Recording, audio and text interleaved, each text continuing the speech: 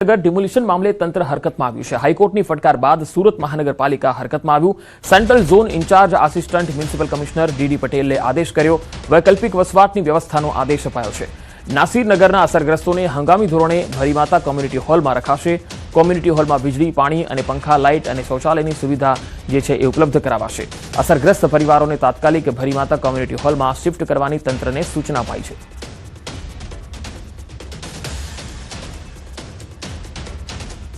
રાજકોટના જંગલેશ્વર વિસ્તારમાં થયેલા ડિમોલિશન દરમિયાન પાણી અને મંડપના ખર્ચને લઈને વિવાદ સામે આવ્યો। આ મામલે ઉમિયાજી મંડપના સંચાલક શૈલેષ ઉર્ફે પિન્ટુ દેસાઈએ સ્પષ્ટતા કરતા કહ્યું, વર્ષ 2023માં મળેલ રેટ કોન્ટ્રાક્ટ મુજબ મિનરલ વોટરની એક બોટલનો દર 8 રૂપિયા નક્કી કરાયો હતો। તેમણે એ દર પ્રમાણે જેટલી બોટલો પૂરી પાડી હતી તેના આધારે બિલ રજૂ કર્યું। તેમણે વધુમાં કહ્યું કે તેમનો કોન્ટ્રાક્ટ ઓગસ્ટ 2025માં પૂરો થઈ ગયો હતો, છતાં નવો કોન્ટ્રાક્ટ ફાળવાય નહીં ત્યાં સુધી અગાઉની એજન્સી તરીકે કામ કરવાની જવાબદારી તેમની જ રહેતી હતી। ડિમોલિશન સમયે કોન્ટ્રાક્ટનું રિન્યુઅલ થયું ન હતું અને નવી એજન્સીને પણ કામ સોંપાયું ન હતું। હવે નવા કોન્ટ્રાક્ટમાં મિનરલ વોટરની બોટલનો દર 4.5 નક્કી કરાયો છે અને એ પ્રમાણે સપ્લાય થશે। સાહેબ, જે વિવાદ થયો છે જે સવારથી મને જોઉં છું ન્યૂઝમાં એ પ્રમાણે છે 100%, પણ જે અમારા બિલ બનેલા છે પાણીના 12 લાખ સમથિંગના મંડપના તે બિલ હકીકતના છે। તેમાં કોઈ જાતનો ગોલમાલ કે કોઈ જાતનું અંદર શોષણવાળું કે કોઈ વસ્તુ એવું થયું નથી કે જે અમે ઓવર કર્યું હોય કોઈ જાતની વસ્તુ। રાજકોટ જિલ્લાના ઐતિહાસિક જેતલસર જંકશન ખાતેથી રેલવે લોબી અને 72 જેટલા કર્મચારીઓને અન્યત્ર ખસેડવાના નિર્ણય સામેનો વિવાદ વધુ ઘેરો બન્યો છે। લોબી શિફ્ટ કરવાના રેલવે તંત્રના નિર્ણયનો ગામજનો દ્વારા ઉગ્ર વિરોધ થઈ રહ્યો છે। અગાઉ રેલવેના જનરલ મેનેજરને આપવામાં આવેલી આંદોલનની ચીમકીનો સમય પૂરો થતાં જ ધારાસભ્ય જયેશ રાદડિયાએ સીધા જેતલસર પહોંચીને ગામજનો સાથે મહત્વની બેઠક કરી અને સ્થિતિની સમીક્ષા કરી। ધારાસભ્ય જયેશ રાદડિયાએ રેલવે પ્રશાસનને ચેતવણી આપતા કહ્યું કે જો એક ઓર્ડર કાઢ્યા બાદ તંત્ર દ્વારા ફરી કોઈ વિલંબ થશે તો અમે આંદોલન કરીશું। બુધવાર સુધીમાં કે ગુરુવાર કદાચ થાય, આપણે વાટાઘાટો ચાલે છે, કદાચ બુધવાર થતો હોય, ગુરુવાર થાય, કદાચ 1-2 દિવસનો સમય જો તો આપશું, પણ પછી આજે ઓર્ડર કરીને હવે પાછું 15 દિવસ કે 1 મહિનો સામુનો જો નહીં થાય તો પાછું બુધ ગુરુવારથી કીધું કે મેં જે એલાન આપ્યું હતું એની ઉપર હું અડગ જ છું। જંકશનની લોબી પરત લેવા માટે આંદોલન ધારાસભ્ય તરીકે હું જ કરીશ। ગામ લોકોને પણ કીધું છું કે તમારે નથી કરવાનું, તમારે મારા સપોર્ટમાં રહેવું છે કે મેં જે એક રણસિંગું ફૂંક્યું અહીંયા મેં કોઈ દિવસ પીછેહટ કરી નથી। પોરબંદર મહાનગરપાલિકાની કામગીરીથી લોકોમાં રોષ છે। આ એટલા માટે કહેવું પડે કેમ કે ચોમાસું શરૂ થવાના દિવસોમાં જ અંદાજે 10.50 કરોડના ખર્ચે રોડ રિસરફેસિંગની કામગીરી શરૂ કરવામાં આવતા શહેરમાં ચર્ચા જાગી છે। આ કામગીરીને કારણે અનેક વિસ્તારો પાણીમાં ડૂબે એવી ભીતિ છે અને સાથે સામાન્ય રીતે વરસાદમાં ડામરના રસ્તાઓને નુકસાન થવાની શક્યતા રહેતી હોવાથી આ સમયગાળામાં કામ શરૂ કરવાનો નિર્ણય સામે સવાલ ઉઠી રહ્યો છે।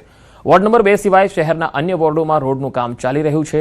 સ્થાનિકોના આક્ષેપ પ્રમાણે નવા રોડ પહેલા જૂનો ડામરનો લેયર દૂર કરવાની પ્રક્રિયા અપનાવવામાં આવી રહી નથી, સીધો જ નવો ડામર પાથરવામાં આવી રહ્યો છે, જેના કારણે રોડની ઊંચાઈ વધી રહી છે। ઘરો અને દુકાનો નીચાણમાં આવી રહ્યા છે।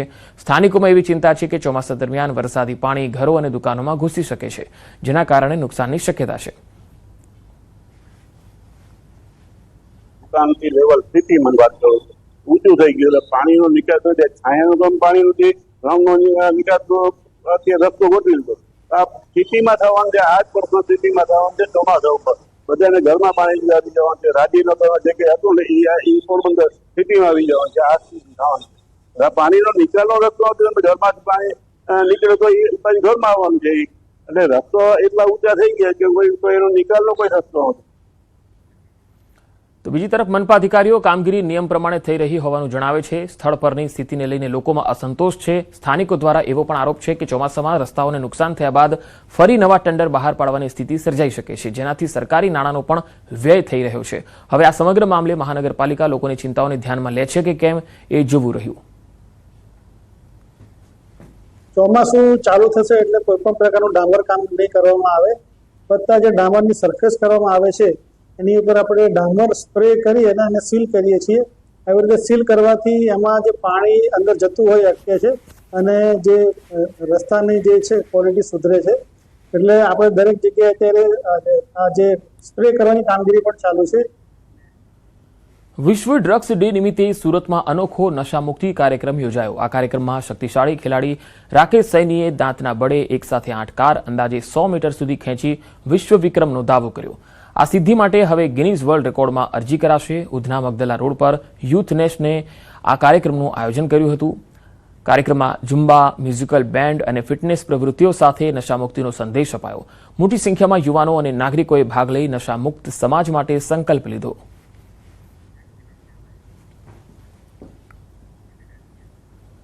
અમદાવાદમાં વધુ એક ભૂવો પડ્યો. ગોદરેજ ગાર્ડન સિટી 4 રસ્તા પર ભૂવો પડ્યો. ચોમાસા પહેલા રસ્તા પર જોખમ વધ્યું છે. ભૂવાના કારણે વાહન ચાલકોને મુશ્કેલી પડી. પીક અવર્સમાં ટ્રાફિક જામ થવાની સંભાવના છે. રિસરફેસિંગના ન થવાના કારણે આગામી દિવસોમાં સ્થિતિ વધારે ગંભીર બનવાની સ્થિતિ છે. આ તસવીરો તમે જોઈ શકો છો કે ભૂવો પડે છે ત્યારે કેવી સ્થિતિ વાહન ચાલકોને સર્જાતી હોય છે. ગોદરેજ ગાર્ડન સિટી 4 રસ્તા પર ભૂવો પડ્યો. ચોમાસું આવશે તો ટ્રાફિક પણ થશે ને પ્લસ જે પાણીનું જે છે એને કારણે બી લોકોને બહુ તકલીફ પડશે. ગાડી સ્લીપ થવાના બી ચાન્સીસ રહેશે. ભય તો બધાને લાગે જ છે. અત્યારે છોકરાઓ અહીંયા સ્કૂલ પણ છે, બધુંય વૃદ્ધાવસ્થામાં અમુક લોકો વોક કરવા પણ નીકળતા હોય છે. અમદાવાદ શહેરની અંદર ચોમાસા પહેલા વારંવાર ભૂવા પડવાની ઘટના બની રહી છે. વધુ એક ભૂવો અમદાવાદ વિસ્તારની અંદર ગોદરેજ ગાર્ડન સિટી પાસે પડ્યો છે. તેને કારણે લોકો છે તે આપ જોઈ રહ્યા છો કે મોટી સંખ્યાની અંદર જ્યારે અહીંથી પસાર થતા હોય ત્યારે પરેશાનીનો ભોગ બની રહ્યા છે. જે પ્રકારે રસ્તો આખો બ્લોક કરી દીધો છે અને સવાલ એ થઈ રહ્યો છે કે આ ભૂવાનું કામ હવે ક્યારે થશે, કારણ કે જે પ્રકારે રસ્તો બ્લોક થઈ ગયો છે તેને કારણે ટ્રાફિક હોય અને સાંજના સમયે સૌથી વધારે પિકઅપ અવર્સમાં તકલીફ પડતી હોય છે. આ પ્રકારે ખોદકામ કરી નાખવામાં આવ્યું છે અને ભૂવા પડ્યા બાદ જે પ્રકારનું ખોદકામ કર્યું છે, બેરિકેડ તો મારી દેવામાં આવ્યા છે, પરંતુ સવાલ એ ઊભો થઈ રહ્યો કે ચોમાસા પહેલાં ખાસ કરીને જે અધૂરા કામ છે તે અધૂરા કામ જ્યારે પૂર્ણ નથી થઈ રહ્યા ત્યારે આ પ્રકારના ખોદકામ અને ભૂવાને કારણે લોકોને ક્યારે શાંતિ મળશે. ચોમાસાનો સમય છે અને તે પહેલાં આ પ્રકારની પરિસ્થિતિને લઈને અનેક સવાલો ઊભા થઈ રહ્યા છે. ત્યારે વધુ એક સવાલ એ ઊભો થઈ રહ્યો છે કે જે ભૂવાનું કામ છે, જે અધૂરા કામ છે, તે અધૂરા કામ આખરે તંત્ર ક્યારે પૂરા કરશે. દીપિકા કુમાર, ન્યૂઝ 18 ગુજરાતી, અમદાવાદ.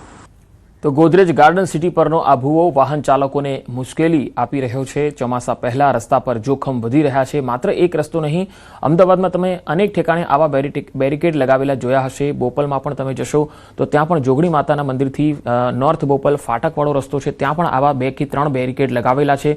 જ્યાં પણ આવા જવાનો રસ્તો છે બાધિત થયેલો છે. તો આવા પ્રકારના ભૂવાઓ વાહન ચાલકોને મુશ્કેલી પેદા કરે છે.